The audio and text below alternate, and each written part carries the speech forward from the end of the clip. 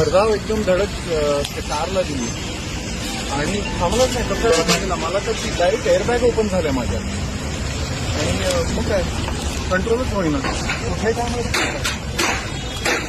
तो समोरचा ट्रक का? त्याला बघायचा पण चान्स मिळाला नाही ना. डायरेक्ट काही ठोकलं सरळच्या सरळ. काहीच नाही चान्स मिळाला. शुद्ध कुठे होती? कारचा दरवाजा ओपन होईना. मी तर दुसऱ्या दरवाज्यातनं बाहेर आलो. हो